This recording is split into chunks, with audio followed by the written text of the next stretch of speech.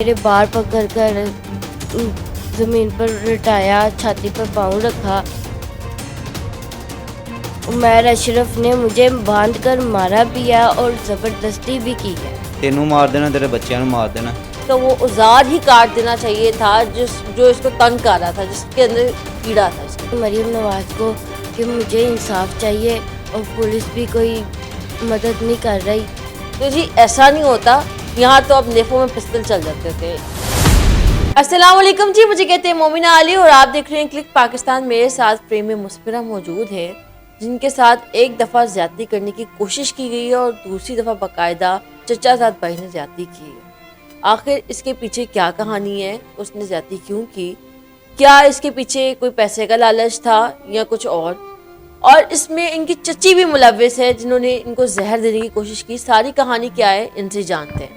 पहले हम इनके शौहर से बात कर लेते हैं और फिर इनसे बात करते हैं। अस्सलाम वालेकुम। वालेकुम सलाम। कैसे हैं आप? जी शुक्र अल्लाह का। ठीक। सर पहले तो ये बताएं कि सारी कहानी है क्या, कि पहले एक दफ़ा कोशिश की गई और फिर बाकायदा इनके साथ ज्यादती की गई, और इस सारे सिनेरियो में किसी ने रोका नहीं? पहले उन्हें कोशिश की थी ज्यादती करने की, बन्निया भी और ये कपड़े भी उतारे ते बन्नी बनाई ने मतलब सुट गया। मूँह भी बन्निया से, हत्थ भी बन्ने हैं, लत्तां भी बन्निया सा। और इन्होंने जो धक्का दिता ना, ये डिग पई मंजी ते, ये पावा वज्जा लक च, ये सट भी लग गई। तो वो इस तरह इनू बन बुन के सुट के तुर गया। कोशिश उन्हें बथेरी की पर ये उल्टी लम्मे पै गई, अपनी इन्हें जान बचा ली। फिर वो चला गया। फिर को पता नहीं घंटा गुजरा या 2 गुजरे, इधर 7 मसायों में ना वो ख़त्म था। ठीक है, तो वो ख़त्म तो कुड़ी उत्थे मसायां दी आई बुलाने वास्ते, जज इन्होंने बुला लिया, बाजी पढ़ लेगी। कुड़ी आई तो बाहर ना दरवाजे दे विच ना सोटी जी अड़ा गया सी।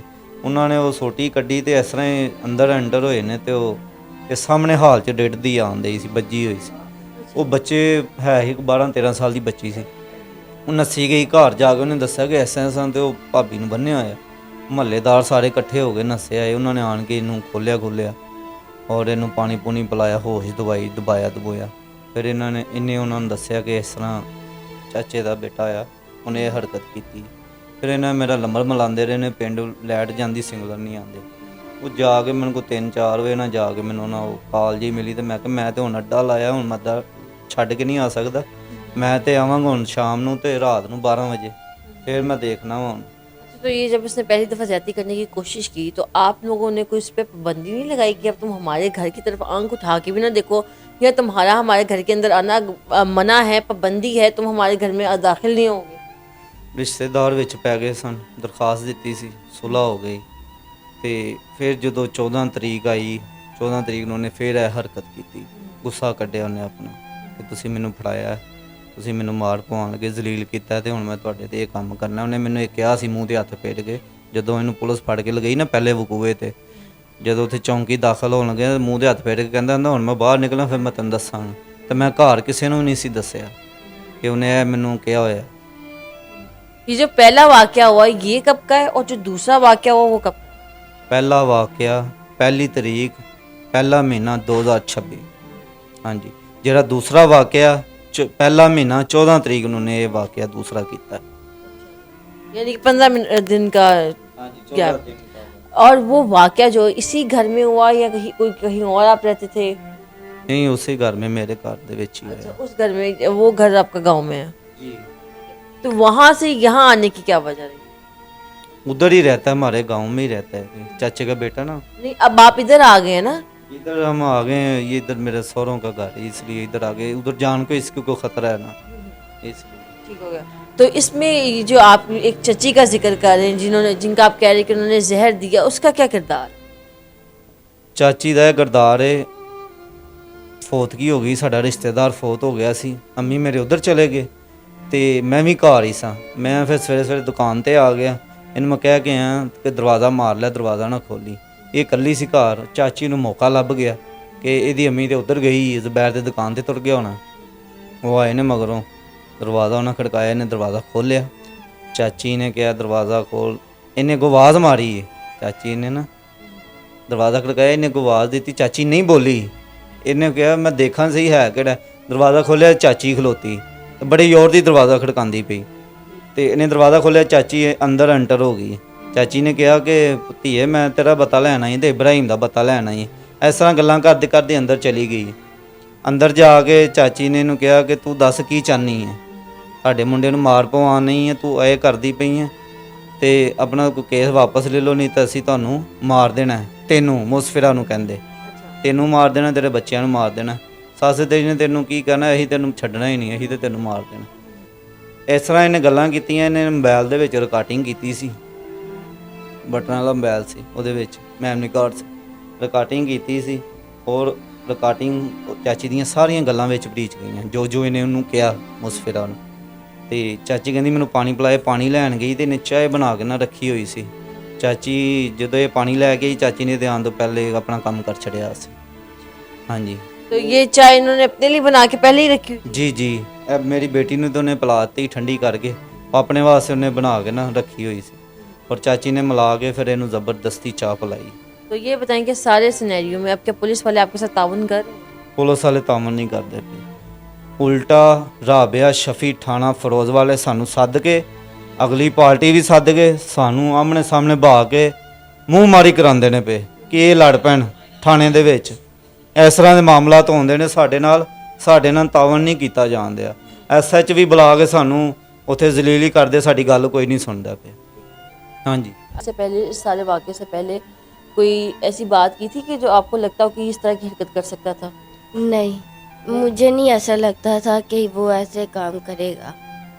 वो शक्ल से वो शरीफ लगता है, अंदर से कुछ और लगता है। तो क्या कभी आपकी शादी को कितने साल हो गए? मेरी शादी को 4-5 साल हो गए हैं। 4-5 साल हो गए हैं। कितने बच्चे हैं? मेरे माशाल्लाह 2 बच्चे हैं। अच्छा, 2 बच्चे हैं। क्या आपकी शादीशुदा ज़िंदगी में उसके साथ कोई झगड़ा वगैरह हुआ जिसने आपके साथ ये हरकत करने की कोशिश की? नहीं, कोई झगड़ा नहीं हुआ था। कभी कोई बहस नहीं हुई? नहीं। तो जो उसने पहली दफ़ा कोशिश की आपके साथ ज्यादती करने की, तो किसी रिश्तेदार ने या आपके हस्बैंड ने उससे पूछा नहीं कि तुम उसके साथ ये क्यों कर रहे हो, ये तो तुम्हारी इज्जत की जगह पे भाभीयत है?